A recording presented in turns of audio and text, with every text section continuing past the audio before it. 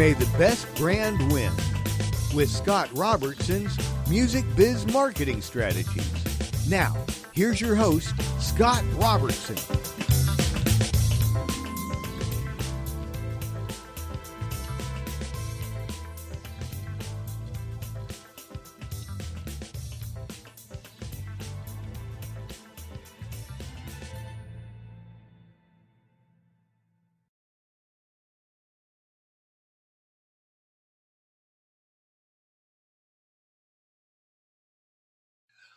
Happy Friday, everybody. You are tuned to May the Best Brand Win on Entertalk Media, the undisputed leader in music biz talk. And I am Scott, your host, and a man that thinks everybody does want to rule the world. One headline, why believe it, as they said. Indeed, Paul B., our producer, is he's still producing the show, but now he's producing it from a contactless, cashless environment. The same place where they produce hand sanitizer in giant gallon jugs. Godspeed, Paul. We miss you in the booth, man. We hope that at some point the show allows you to come back and produce in the booth like God intended, to be honest. But right now he's off in a secure location somewhere. We can't disclose it. It's very high tech and top secret. So who am I? What do I do? And how do you reach me? So I'm Scott Robertson. I run a public relations and marketing firm in Orange County, California. I help companies tell better stories, communicate better, deal with the press in a lot more effective ways. I'm also a certified story brand guide. I can create better brand stories, evaluate websites for using the right words that help sell and make the company more interesting and more clear for clients. And of course, my favorite weapon of choice, public relations. I love bringing in the media to say things that they would never believe it if we said it. So anyway, they say entrepreneurs are unemployable because they'd rather make a job than take one. And that's true of our guest on the show today. You guys are smart because you've tuned into episode 164, which I call an entrepreneur successful marketing journey. Our guest today certainly fits that bill. He is a visionary fitness trainer known around the world for training professional soccer stars. He's turned actor who's worked alongside the likes of Will Ferrell and Robert Duvall. He's a documentary filmmaker. He is an inventor, and he's a marketer. Please welcome to the show, Dan Metcalf. Hey, Dan. Thanks, Scott. Yeah, well, nice intro. Trying to look around the room, seeing who that guy is. Very, very cool, man. Well, you have a fascinating story, reading through your bio. I mean, it's really an interesting life. And I'd love to get into it, but of course this show's about marketing. So, well, I think what we really want to talk about, there's so many things we could get into, with you here, but just sort of in the interest of time and focus, I really want to talk to you about 60 Up. You created a very cool and useful product for seniors called the 60 Up. What is it? What does it do? What benefits does it provide? So it's interesting because I think so many times we create things that is sometimes guided by destiny that we didn't intend. I never even thought I'd ever create a product that would, sell nationally and internationally. And it came by accident. And it's really, when you look back, and I think every entrepreneur will recognize that everything you've done in life leads you to the moment to be prepared and ready to actually take an idea. And so many things that I've done in the past that I had no idea why I did them, I would not be with the 60 Up now if I hadn't gone through those experiences of both success and, I don't want to use the word failure, but people would deem it as failure. No, it's just a learning journey. So, the 60 Up is a balanced training system that is for reactivating or lessening the chance of a senior or anybody coming back from a rehabilitation injury or anything along those lines. So the success has been incredible. But Scott, I'd love to tell you kind of how it came about if you'd be interested. Yeah, absolutely. Please.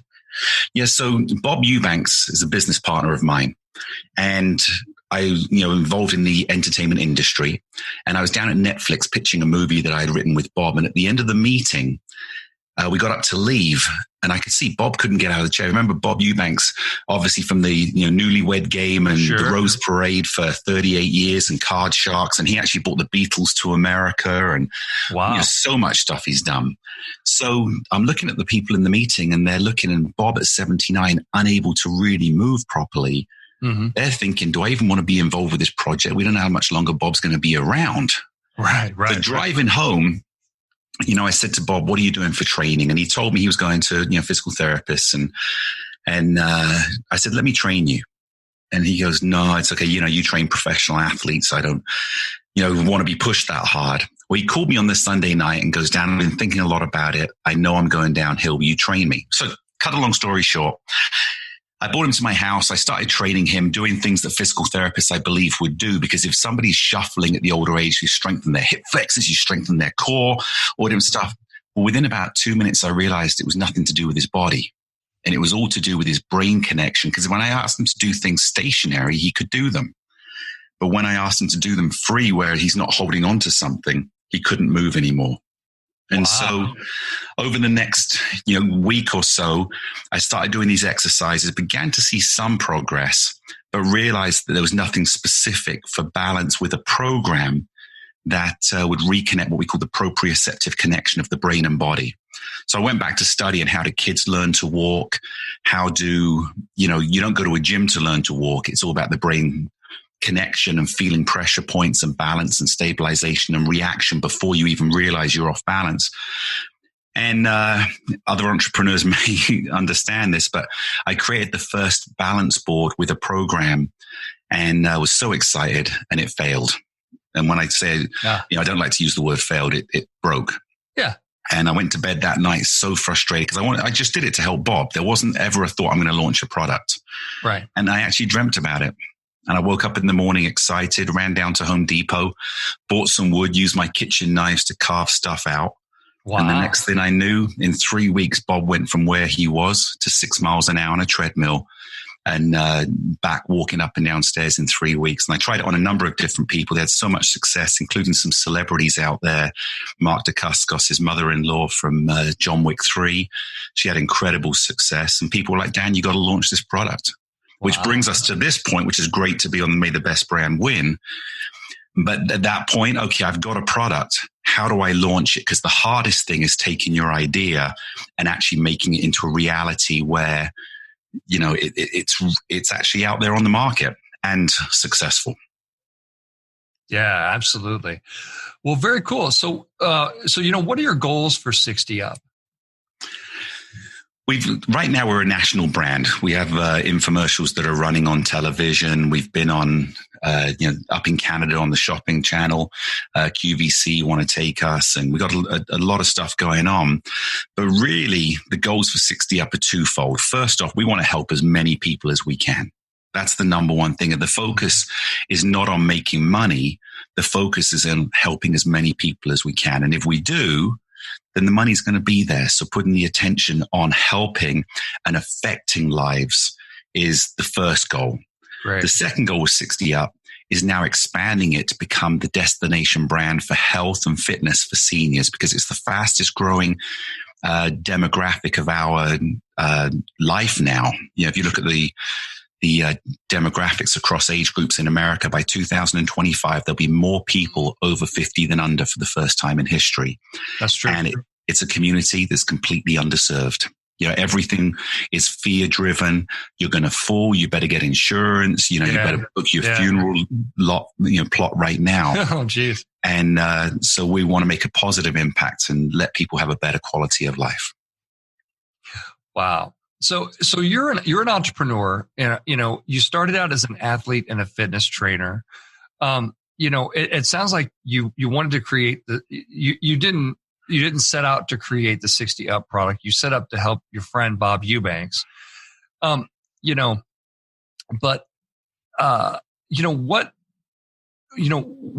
did you say, well, I can make this a product and I can make this into a business instead of just a home project? Yeah. And it's interesting you asked that, because I have had a lot of people reach out to me since then that have fitness products and saying, you're doing what I am trying to do. How do I do that?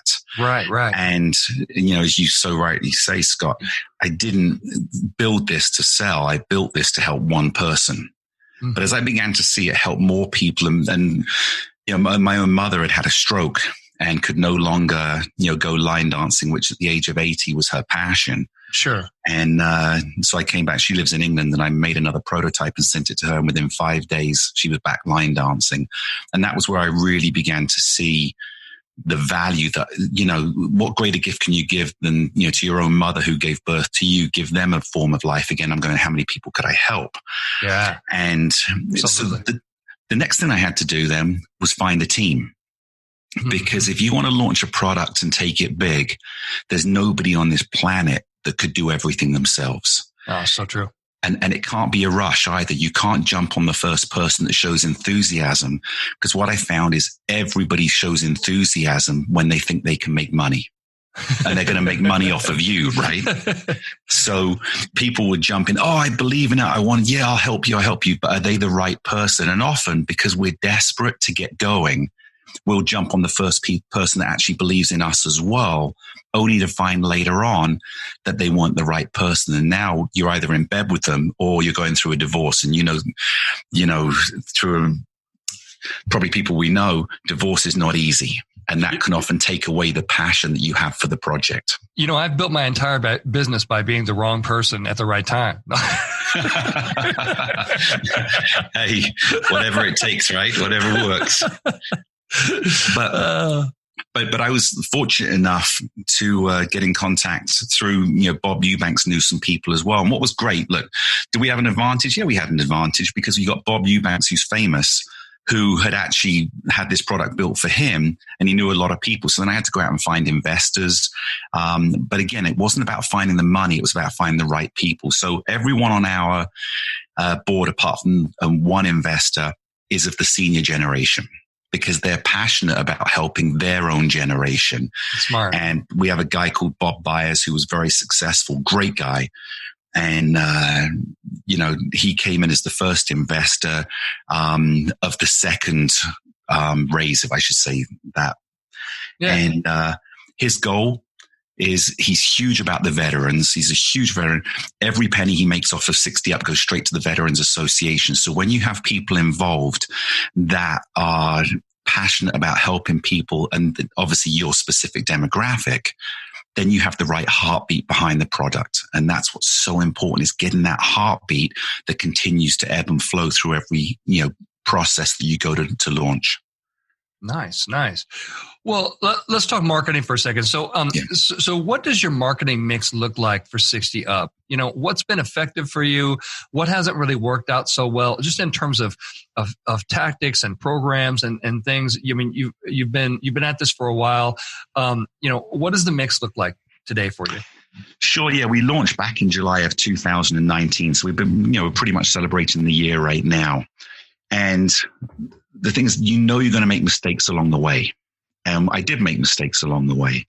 Being smart enough to be able to see it and react to it before it takes you down is critical. And the best thing for that is getting as much information and knowledge from as many people as you can, which we'll get to maybe a little bit later.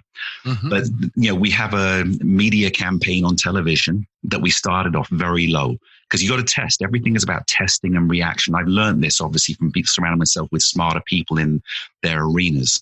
So the first thing you got to do is test. If you throw too much at one go with a hope and belief, and every entrepreneur, rightly so, feels that their product's going to be a hit. And so we get excited, and you've got to rein in that enthusiasm and treat it like a business and not a get rich quick scheme. Because, we started off very slow. We then had a little bit of a bump, which was great. And we could have thrown a bunch more money at it, but that could have just been a 1 week test that happened to go well. And we could have lost our cash flow by going, okay, we're doing great. Let's go. And then suddenly we found that 1 week was really just a blip of success, and then we're taken down. So you want to constantly, evaluate all the times. So that's our TV media. And we've gone through struggles with that for sure. Yeah. Testing different stations, testing different time frames. Yeah, go ahead. And that's advertising, right? Is that infomercials or advertising, or is there a difference? Well, what they tend to talk about is you've got commercials, which are the 30-second, 60-second, and 120 spots, and also 5-minute spots. And then you really have the infomercial that people are more aware of, which are like the 28-minute spots. So we're running a 1-minute spot and a 2-minute spot on multiple different channels, from Fox, CNN, History, movie channels, military. I mean, we've tested many different channels. So that's our TV media. Great. And then you do have an infomercial though, right? Yeah, I think you and I talked, or do you have one? No, we don't have a 28-minute. Our longest is a 5-minute. Oh, okay. All right. Are you thinking about doing an infomercial or no? Yeah, I mean, we look at it again. This code. I mean, there's so much in here, right, Scott? We got to look at how much time frame is available for an infomercial spot of 28 minutes. What's the cost? What's the value? And also, the number one thing I always tell everyone to look at your customer. Find out what their time frame is, because if we're dealing with obviously people 60 and older for the most part, how many of them are going to be up at midnight when those shows are running? What time do they go to bed? What time do they wake up? How much time is available on TV during the infomercial time? And is the investment worthwhile? So we're not against it, and we have looked into it, but again, we're evaluating every single day. Wow. So what hasn't been effective? Or as effective?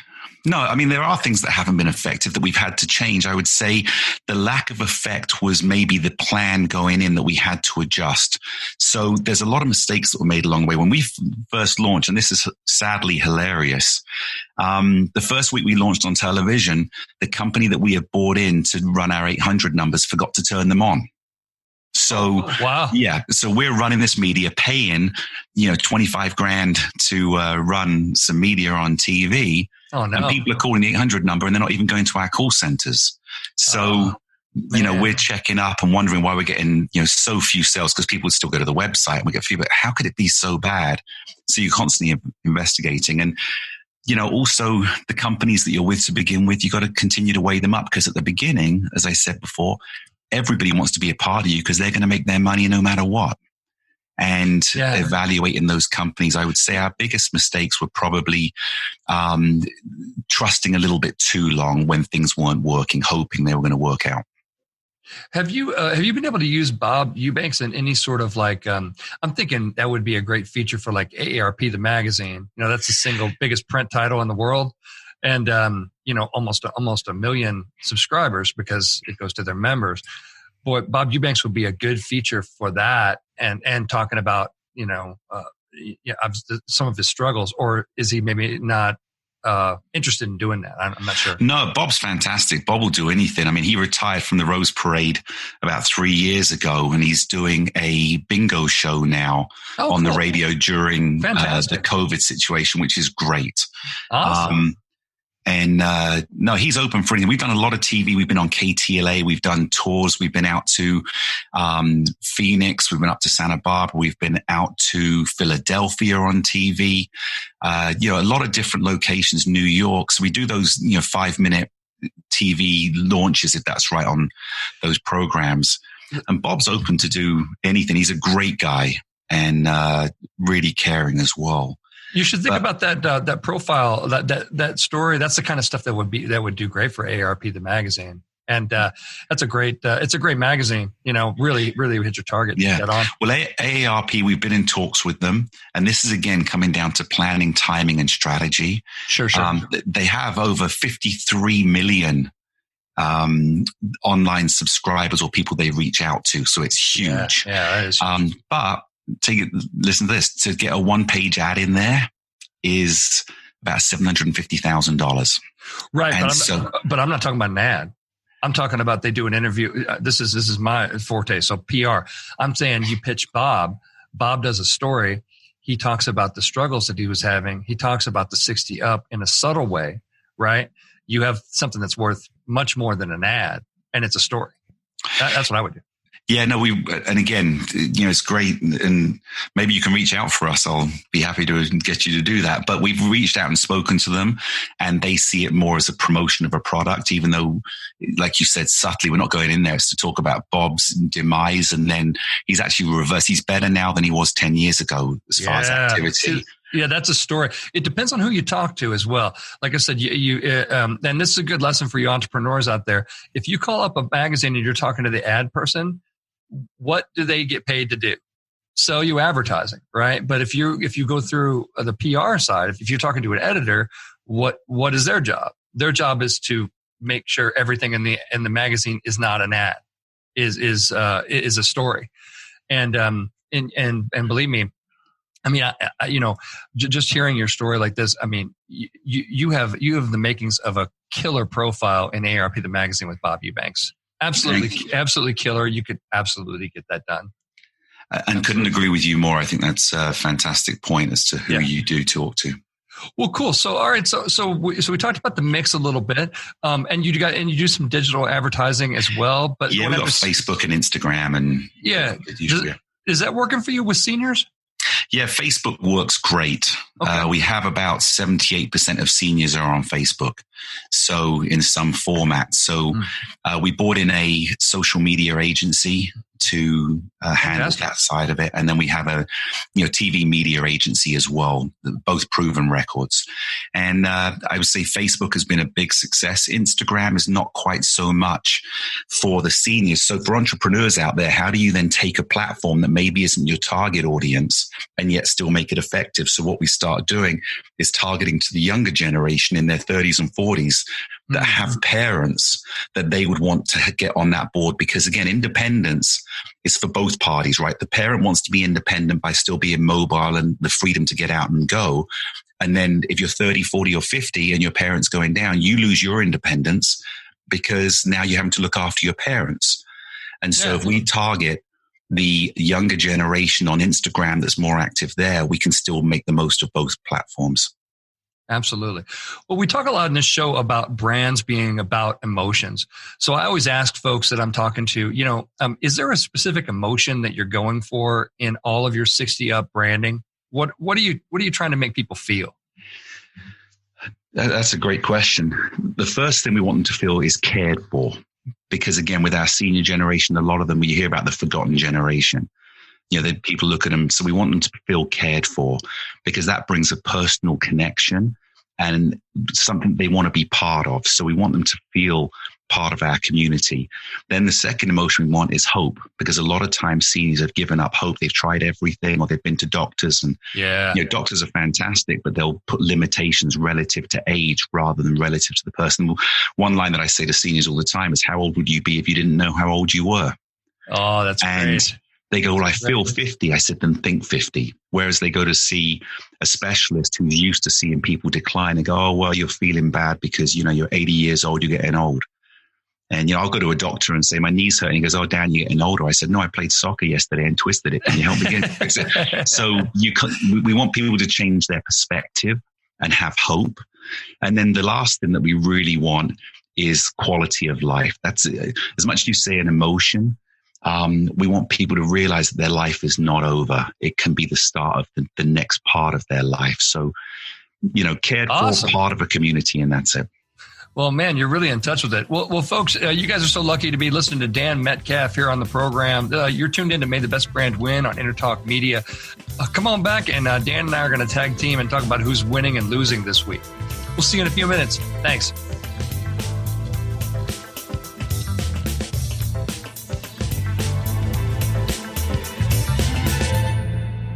Happy Friday, everybody. You are tuned to May the Best Brand Win on Entertalk Media, the undisputed leader in music biz talk. I am Scott, your host. I'm hanging out with the awesome entrepreneur, Dan Metcalf from 60 Up. Dan, thanks for hanging with us for another segment. Appreciate it. Thanks for having me. Absolutely. So let's dive right into who's winning and losing this week. So let's see. So Uber is winning because they have agreed to acquire Postmates for $2.65 billion. So, Uber, obviously Uber Eats and Postmates are competitors. Looks like an all stock deal, $2.65 billion. Uber's ride hailing segment has been negatively impacted by COVID-19 due to shelter in place orders. Nobody's really going out to the same extent as they used to. But as their ride-hailing bookings have dropped, their food delivery service has seen an increase of 54% growth during the first quarter. There's stories you can read all about that, but there's a really good one in TechCrunch this past week that digs into it. It's interesting. Really, you have basically Uber Eats / Postmates versus Grubhub / Takeaway versus DoorDash now in this segment. And it's and don't forget, we have a tendency to just think of the United States, but don't forget that these are international services as well. And so it will be interesting to see how this plays out sort of in the global stage with these kind of two behemoths in the food delivery side, and then also kind of where DoorDash is kind of the third piece in that puzzle.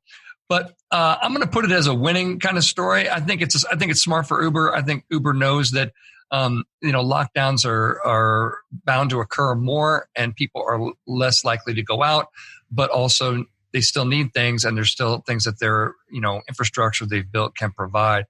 Dan, what do you think of the Uber Postmates acquisition?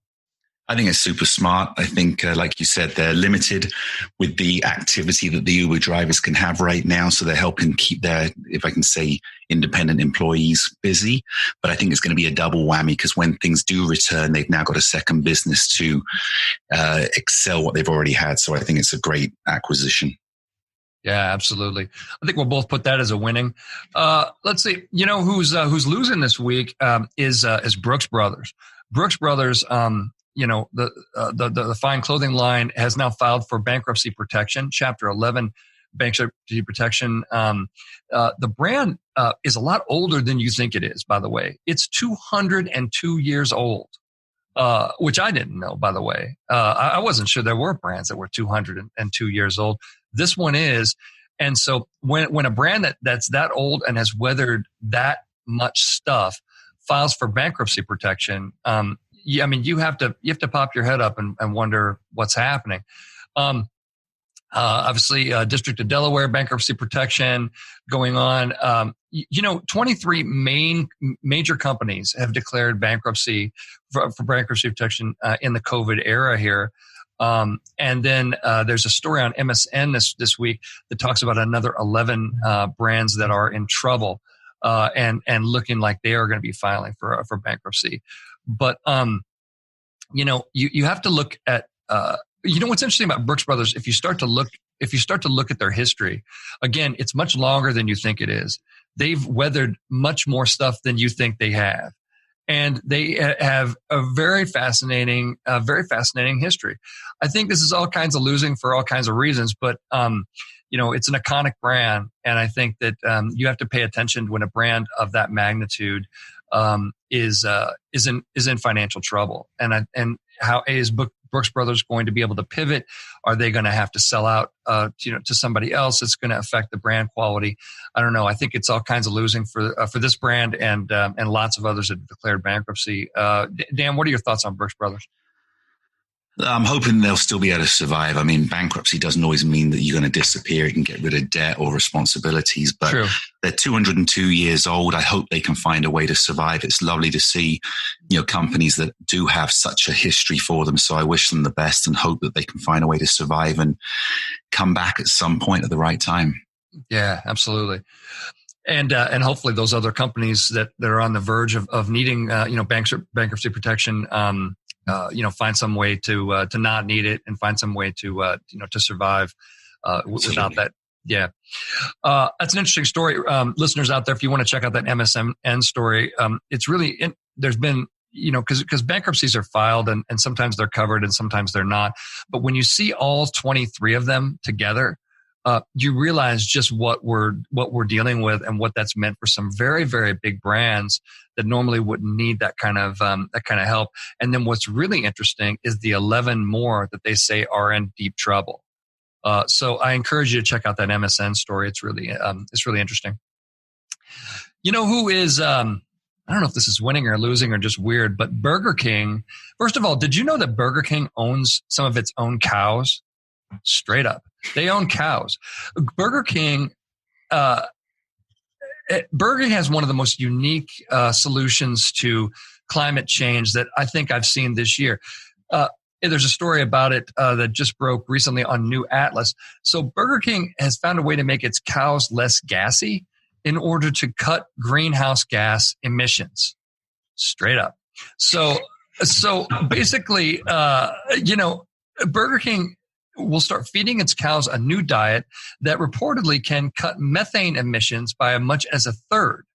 According to the United Nations Food and Agriculture Organization, livestock is responsible for as much as 14.5% of all anthropogenic greenhouse gas emissions. That's fancy.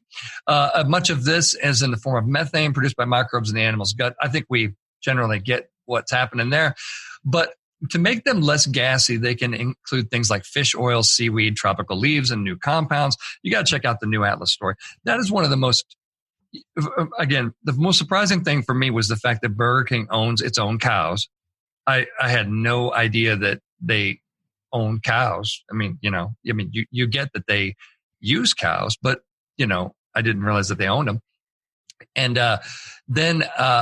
then they found they're looking for a way to make their cows, the Burger King cows, less gassy. That's I'm gonna say winning just because it's clever. I'm gonna say winning just because McDonald's, as clever as McDonald's is and as big as McDonald's is, they probably don't own their own cows, or maybe they do. But they certainly don't have this kind of story this week. It's fascinating. Dan, your thought on Burger King and its less gassy cows? Well, first off, owning your cows, I think, is great because you cut out a middleman, so your profits go up and you end up with the same product. But my question is going to be with changing the diet, how is that going to change the taste of the meat? Because I remember I was talking to two cannibals who were eating a clown, and one looked at the other and says, "Does this taste funny to you?" So, nice. Thanks for laughing. Work. But I'm, wondering how that's going to change, because obviously what you feed actually has a direct impact on what goes into the body. So, but again, you lose nothing by trying, and with the attention being on green and, emitting those gases into the air, I think it's a smart move. It's certainly something that I think goes into the culture of today's society and may drive people to them as well. Yeah, absolutely. Very, very interesting. I think we're going to put Burger King in winning for that. Like I said, it's just odd enough to be novel, and it's odd enough to catch people's attention.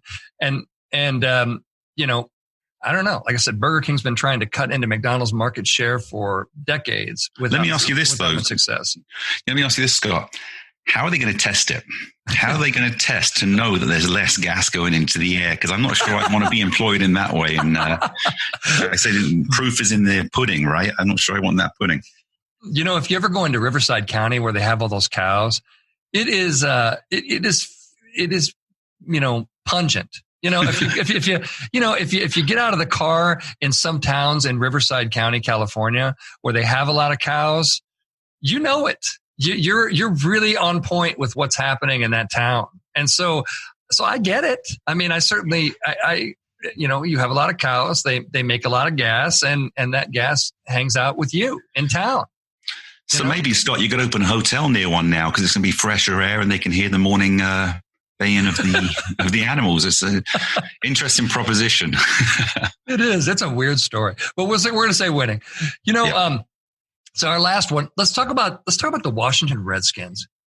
We talk about brands a lot on this story, on the show. This story has captivated the attention of a lot of people because the Washington Redskins, every once in a while it bubbles up that their name, may be offensive to Native Americans.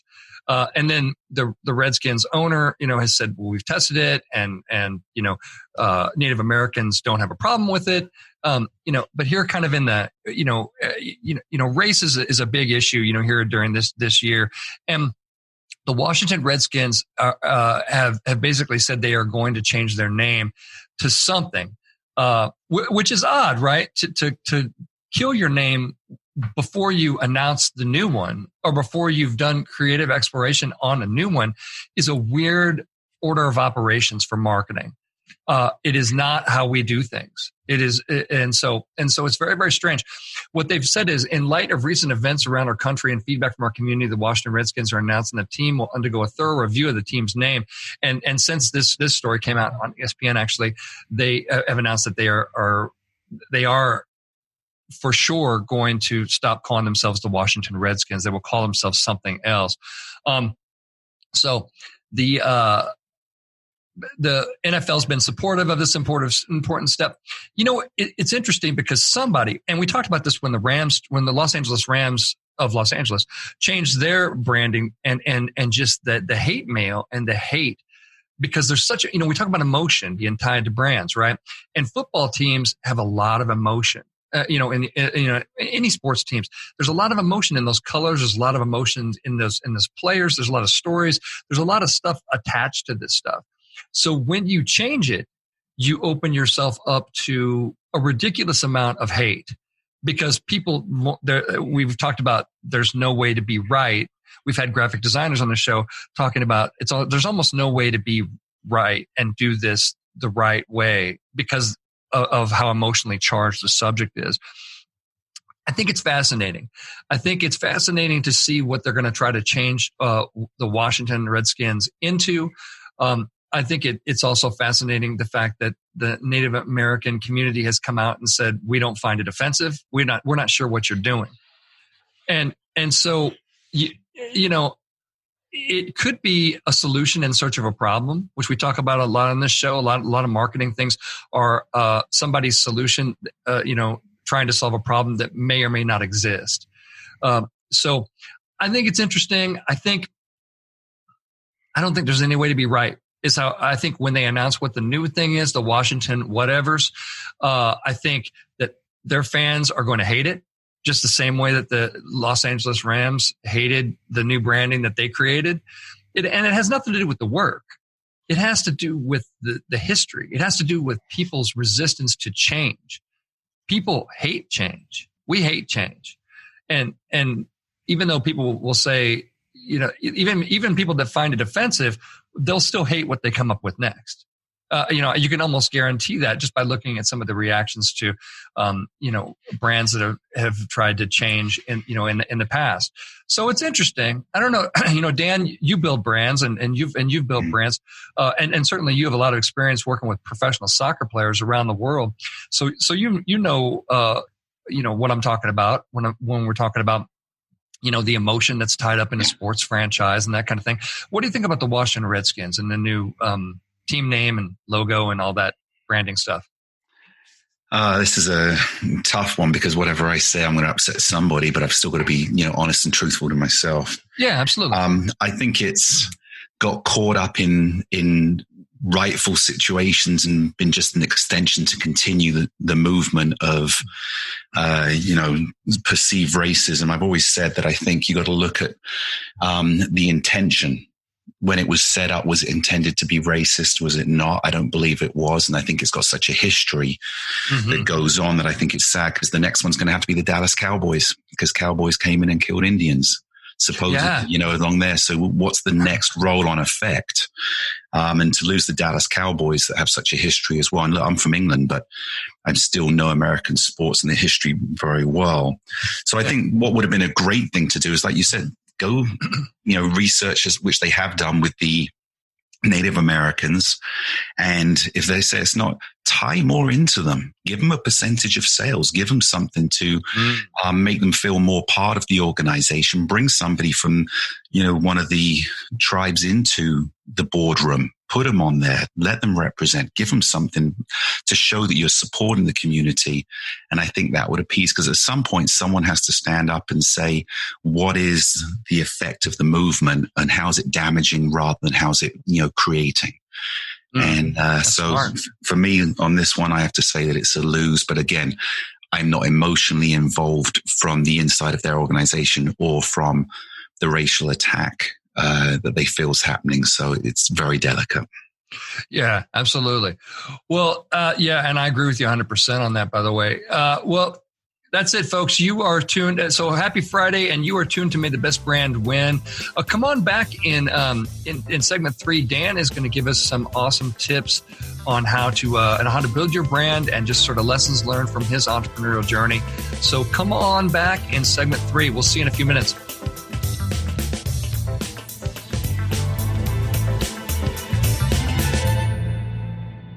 Hey, happy Friday, everybody. You are tuned to May the Best Brand Win on Entertalk Media. the undisputed leader on Music Biz Talk. I am Scott, still your host, hanging with you in segment 3. We're super lucky to have the amazing entrepreneur Dan Metcalf with us on the show. Dan, thanks for hanging with us on the show today. Appreciate it. Great to be here. And so, Dan, if you missed the first segment, Dan has created a very cool product called 60 Up for seniors. It's a balance board. It helps them, get their balance back, get their lives back. He's built the brand all around hope and the idea of, feeling younger and younger at heart and all these kind of amazing things. Dan is going to give us, 5 tips, the stuff that he's learned on his entrepreneurial journey. And we hope that it will help some of you out there that, as you think about marketing, even if you're an entrepreneur and you still need to know about marketing, these kind of things. So Dan, why don't you take us away with your very first tip, please? Sure. First tip, marketing, which is so specific. If nobody knows about your brand, you're not going to grow. So you've really got to do your homework on strategic marketing. Now, all of us as entrepreneurs, we believe that our product's amazing. Otherwise, we wouldn't be putting the time and effort in there. But knowledge is power and research is imperative to plan the launch realistically. So never believe the product will launch itself. Do your homework. Get a strategic plan in there and make sure that you always have a plan B. So if something isn't working great, you've got something else that will back it up or change the direction. Oh, that's great advice. And the plan B is awesome. Because like you said in the first segment, so much of what you do in marketing is testing, right? You A/B test this, you test, does this work a little bit better? Does this headline work a little better? Those kind of things. So, I couldn't agree more. So many things come to market, or some people come to me. I'm a product launch specialist marketer myself, and folks come to me and they've already got like everything done. They've just kind of thrown things together, right? And it's like, right. and like you said, it's real important to get the message right, to understand what emotion that you're going for, to understand your target audience. I mean, all of that stuff is, especially in the digital marketing age, I find that people just skip right on past everything and say, well, how can we get an ad on Facebook about this? And can we do it like in a week?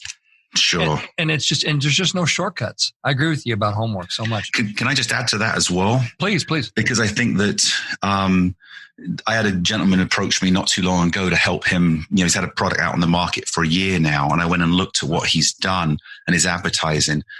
And unfortunately, he missed the boat. Because now it's out there. If you change the name and try and rebrand it, you're going to have to take it off the market for a certain amount of time. Mm. And he launched too early. You don't want to launch you don't want to launch too late, but you don't want to launch too early that you don't have a specific plan that's going to be your identity. You have to go back and change that. And unfortunately, I had to, I help other people out and get involved with other projects, but I had to turn him down. I think his product is good. He just marketed it wrong. And now I can't help. It's too entrenched into the public and no one's buying it. Yeah. I tell people all the time, I say, I agree with you 100%. There is an order of operations in marketing, just like there's an order of operations in math. You need to do the message first. You need to, you need to have research. You need to, you need to use that research to inform your message, to inform your design, to inform your tactics, those kind of things. But so many people come to me and they're already at phase 4. And I go back and I say, what if the message is wrong? And I say, and by the way, just so we're clear, the message is wrong, and so, and then they say, well, we can't, do this. And it's like, well, then, that I could have helped you earlier, like you're saying, but it's hard to help you now. Yeah. And again, we were meant to launch a year earlier. Mm. And, as an entrepreneur, as a creator, you want to launch, you want to get it out there. You're excited. It's the journey, but the journey will be worse if you launch too soon. We delayed it. It ended up being about 18 months after I first went and approached for, investors. But I'm so glad that I waited, because if I had launched when I did, we would have gone bust. Yeah, smart. Well, what's your second tip for us then, Dan? Very simple. Surround yourself with smarter people in arenas. Don't think that you know it all, because you may know the product, But unless you got the experience in the marketing or in the financial side, get a good CFO, make sure that you got people coming in to support your passion, because it's going to die. I mean, I can tell you a very specific quick story. We launched with one gentleman who did a good job to get us to launch.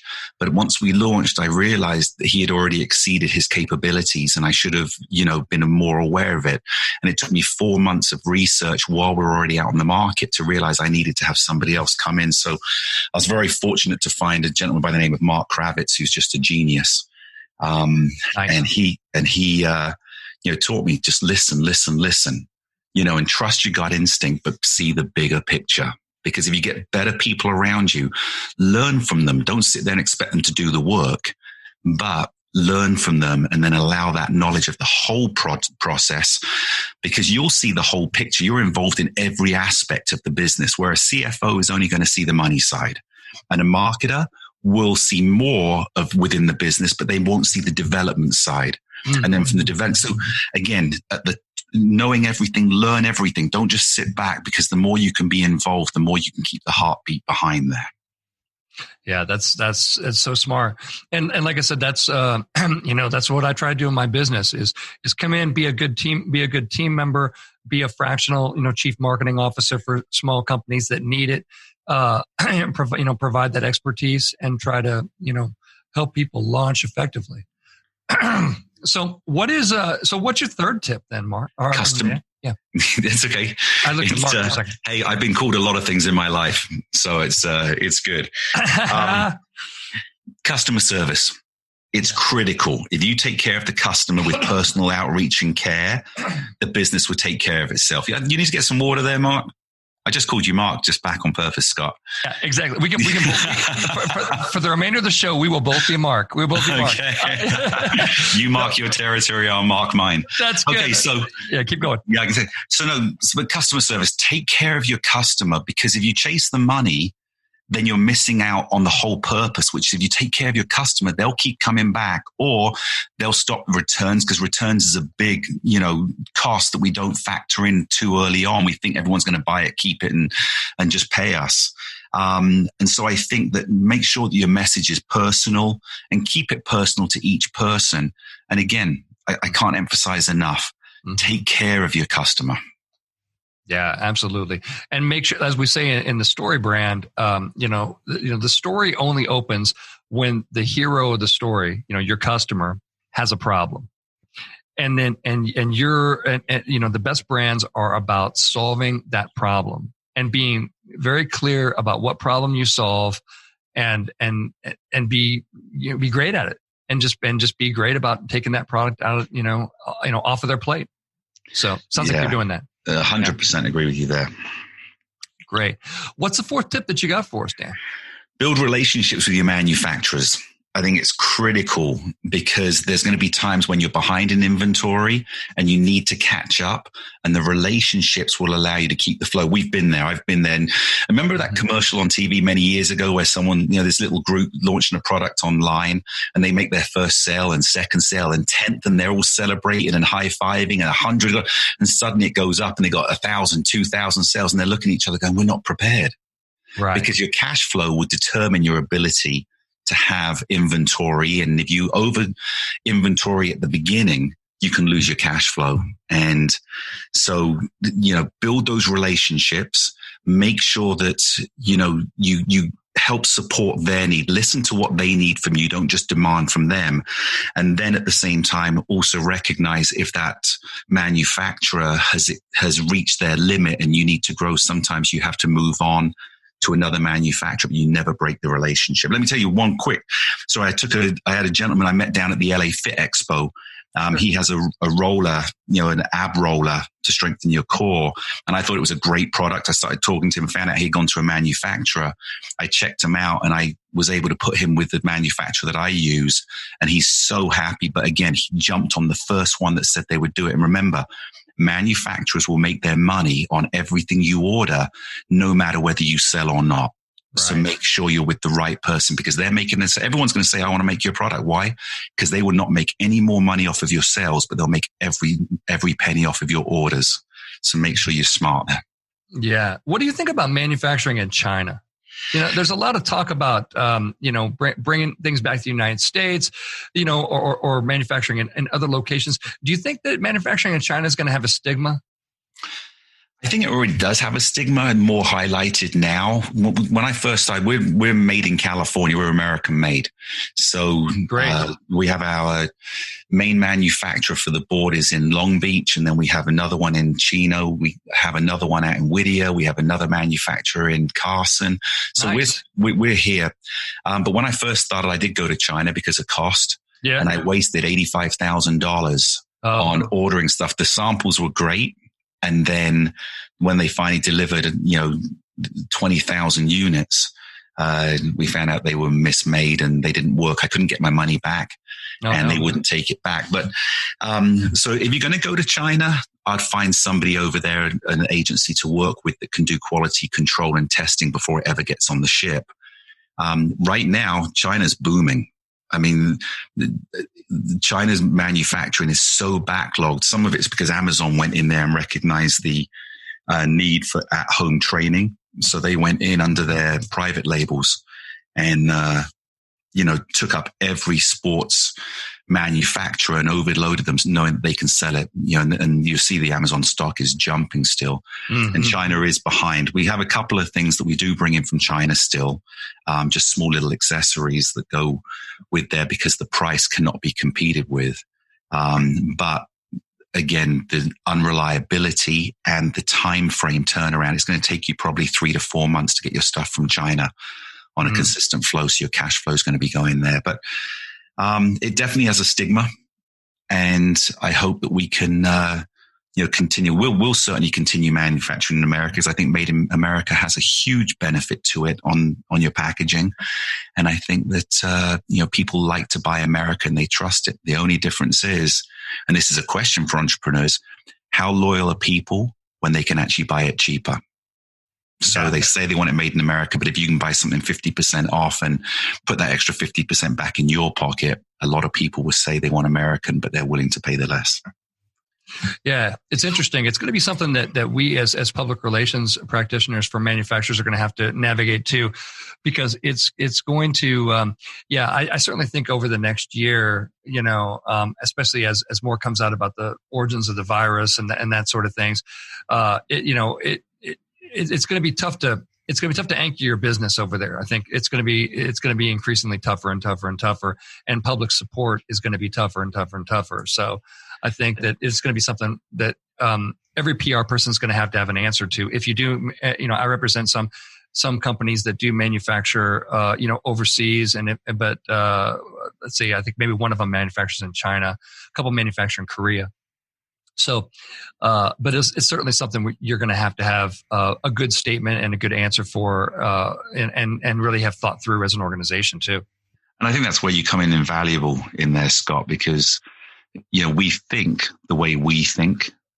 And so we just think people are going to believe us, but having a marketing expert like yourself, I think is critical because you have to understand how the consumer's thinking and appease them and make them feel good about their purchase as well. Absolutely. So Dan, take us home with your fifth tip. What do you got? It comes down to cash flow. I mean, money is critical to launch anything. And cash flow is the number one reason that businesses, go out of business. Mm-hmm. When you look at something like Shark Tank and, we've been told we can go on Shark Tank. They'd be very interested in stuff, but there's two types of people that go on Shark Tank. There's those that have run out of money and need help, and those that have exhausted their opportunities and looking for a boost. And when companies are going well, you very rarely see them on there unless they want some form of free advertising. True. But, cash flow is everything. If you have to go back to the world, go around for a second round, a raise, a third round, and suddenly your valuation goes down because you don't have that profit to go, you're going to start giving up your percentage of ownership just for survival. And so, prepare for the bad times, keep that cash flow. Don't overspend at the beginning. Don't go crazy. And, I used to own a gym and I went high end on the gym to begin with without having one customer. And if I could have done it again, I would have started not quite so high end and then built it as I went. So I look at it with products. Check your cash flow. Don't waste money.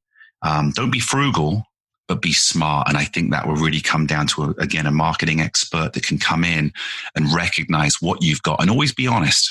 Always be honest about what you're doing and what you've got, because you'll find the right people to help you. And if someone rejects you because they don't like what they're hearing, thank goodness. Because if everything worked out that we used to want, we'd all be in trouble.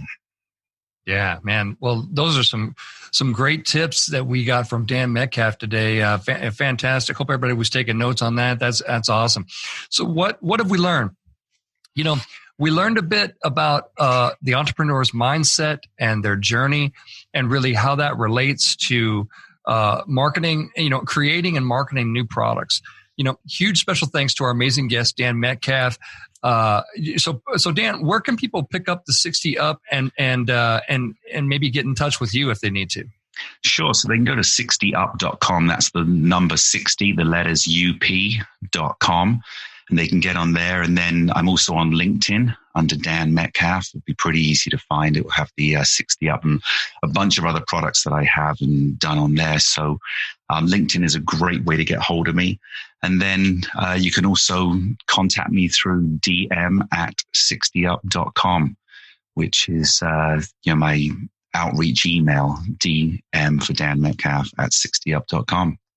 Fantastic. Well, again, thanks for being on the show, and thanks for sharing your expertise and your amazing story and your awesome entrepreneurial journey. All of us wish you nothing but the best in the future with the 60 Up and whatever ideas that you have next. I mean, it sounds like you're going to be successful no matter what you touch. So it's awesome to have you on the program. Really appreciate it. Thanks so much, and may the best brand win. There you go. Have a great weekend, everybody. We're out of here. Bye-bye. Bye. And we're clear. Good job. Thank you very much. Yeah, thanks a lot, man. It was awesome. So we'll cut this together, and I will send you a link. And great stuff. I learned a lot, and I always love that. I think that's going to be a great show. So I'll send you the link, and like I said, it'll be up on iTunes probably by next Monday. I would say it'll be up. No, it's all good. And again, thanks for your tips on AARP. We've reached out. Bob's reached out, and they've just said, no, we're not interested, because, it's a huge money making machine. I mean, it's massive. I could get that for you. Let's talk. Yeah, I know people, and that's a hell of a story, and they'd be stupid. They'd be completely stupid not to tell that story. That is exactly the story they want to tell. That is dead on what they want to tell. It's an incredible story, and it's all real. I mean, not one of our reviews, testimonials is made up. Everything is a real user, and no one's paid to say anything. So when you look at that and realize, we've done more than 20,000 units in our first 11 months out there, and our returns are so low, and our stories are incredible. It's real. We got doctors. We got the head of UCLA now. Nice. The medical that's coming in, and we got medical tests going on for free that normally would cost $150,000 to $200,000. And people are doing it because they're seeing this is a whole new philosophy that works. The medical world has always embraced, the medicine. They've never embraced, because it's money making. They've never embraced the natural cure, which is your body. Well, it's so simple. I did a thing. I know a lot of folks over at AARP, the magazine. I used to work with them at NAMM on music therapy kind of stuff. But I know the person that books celebrities for those profiles. I mean, they're in my LinkedIn connections. So it's like, so I know exactly who to go to for that. And I mean. Let me know what it would take, because I never, take anything without giving. I don't. What's the right word? Without appreciating back. Yeah, so absolutely. You just let me know what it takes. I never use people. As soon as you use somebody, it would transpire. It's like the first time you drink and you get a buzz out of it, and then you'll drink again. The first time you use somebody and you think you can get away with it, you'll use somebody, and it's going to take you down. I like that philosophy. Well, absolutely. And it probably wouldn't be terribly expensive, but it would be super valuable, because, like you said, it cost almost $1 million to advertise in their magazine. Yeah. And this would be a very valuable placement for you. I mean, it would be huge. Oh, without a doubt. I mean, like I say, QVC came to us. They want us. We got so many people that want to take us, but we have to do it really strategically, well planned, knowing what our inventory level is. And if we, commit to something too fast, again, it can take us down, especially like a QVC that have a 90-day turnaround on paying you. Plus you got to put inventory up front. So you could be 5 months. So let's just say they come in and say, okay, we want 10,000 units. And that turns around and costs us, almost $1 million. We may not see that money for, 5 months. Whereas something like AARP is a one-on-one direct buy. There's nothing up front and you get paid as you go. And so in that relationship, we can continue to stock inventory. And again, that goes back to the cash flow situation. Fantastic. Well, Dan, absolutely. I will let you go, but I really appreciate your time, and I'll send you something in writing on the AARP placement too, because we could just do just go after that, make it a PR campaign that's just about that one thing, because that would be so dead on and so perfect, and they would love it. I think it'd be our biggest single target audience. Obviously, I mean, it goes without saying. Yeah. And I could see them having their hand out for you guys or whatever, but I'm talking about going in the editorial side without any sort of advertising interference. We're going Absolutely. in. We're going in. We're offering something. We're offering Bob. We're offering his story. We just have to get to the right person, and to where the right person whose job it is to fill the magazine with celebrity profiles, and doesn't bother themselves with advertising. Yeah, no, absolutely. It's critical. So again, I know that would be a huge, and Bob's open to anything. He's the easiest going guy. He doesn't really have too much going on now, but he wants to stay active. But I will tell you before we go, when Bob used to tell me if it wasn't for my wife and son, I wouldn't want to live anymore. That's how bad he was going down. Wow. But a lot of seniors feel that way, because what's tomorrow going to bring? I'm only going to get worse. And after we trained, it was 3 weeks. It was that quicker turnaround. He started with creating TV shows. We're doing this different stuff. He's out playing golf again, although limited because of COVID now. His whole life changed around. His wife was like, I can't believe the difference in him. So it's not just the physical side. In fact, it's more the emotional and mental side. That's great. That, we can affect other people with as well. Give them hope that tomorrow can be better than today. Oh man, that's awesome. That's exactly what we need to do for you. So let me put something together in writing, and I'll send it to you in the next couple of days, and we could talk. But anyway, I'll send you this link, and thanks again so much for your time, Dan. It was great having you on the show. No, I really appreciate the opportunity, and congrats, you got a great program. Okay, thanks, sir. Thanks, it easy. Cheers, Mark. Bye bye. Yeah. Bye. Bye.